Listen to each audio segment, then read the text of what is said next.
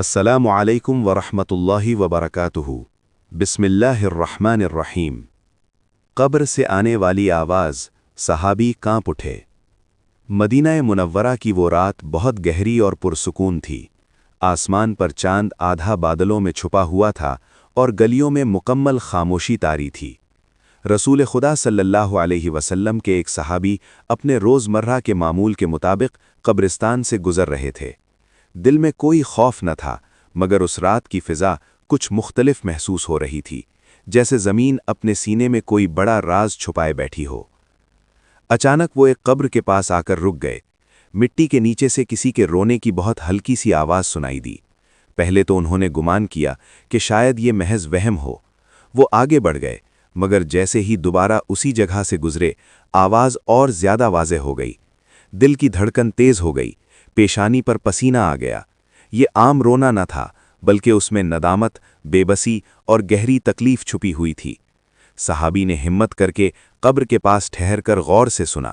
آواز کہہ رہی تھی، افسوس، کاش میں نے اللہ کی بات مان لی ہوتی، کاش میں نے نماز کو ہلکا نہ سمجھا ہوتا۔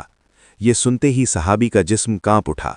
وہ سمجھ گئے کہ یہ کوئی معمولی بات نہیں، قبر کی خاموشی اب ایک زندہ سوال بن چکی تھی۔ صبح ہوتے ہی وہ صحابی سیدھے رسول خدا حضرت محمد صلی اللہ علیہ وسلم کی خدمت میں حاضر ہوئے اور سارا واقعہ عرض کیا۔ آپ صلی اللہ علیہ وسلم نے نہایت سکون اور سنجیدگی سے ان کی بات سنی اور فرمایا، قبر یا تو جنت کے باغوں میں سے ایک باغ ہوتی ہے یا جہنم کے گڑھوں میں سے ایک گڑھا۔ پھر آپ صلی اللہ علیہ وسلم اس قبرستان کی طرف تشریف لے گئے۔ جب رسول صلی اللہ علیہ وسلم اس قبر کے پاس کھڑے ہو کر قرآن پاک کی تلاوت فرمانے لگے تو فضا بدل گئی۔ جو آواز آ رہی تھی وہ اچانک خاموش ہو گئی۔ پورے قبرستان میں سناٹا چھا گیا۔ صحابہ سمجھ گئے کہ قرآن کا نور قبر تک پہنچ چکا ہے۔ رسول صلی اللہ علیہ وسلم نے فرمایا کہ یہ آواز زندہ لوگوں کے لیے عبرت ہے۔ انسان دنیا میں رہتے ہوئے اکثر آخرت کو بھول جاتا ہے، مگر قبر میں وہی اعمال کام آتے ہیں جو اس نے زندگی میں کیے ہوتے ہیں۔ جس نے اللہ کی اطاعت کی، اس کی قبر روشن کر دی جاتی ہے، اور جس نے غفلت میں زندگی گزاری، اس کی قبر تنگ کر دی جاتی ہے۔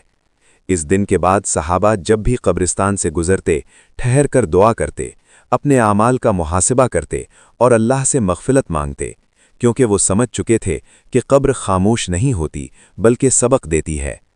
آج بھی یہ واقعہ ہم سے ایک سوال کرتا ہے، اگر قبر بول پڑے تو کیا ہمارے اعمال ہمیں سکون دیں گے یا شرمندگی؟ جزاکم اللہ خیرن۔ خدا حافظ۔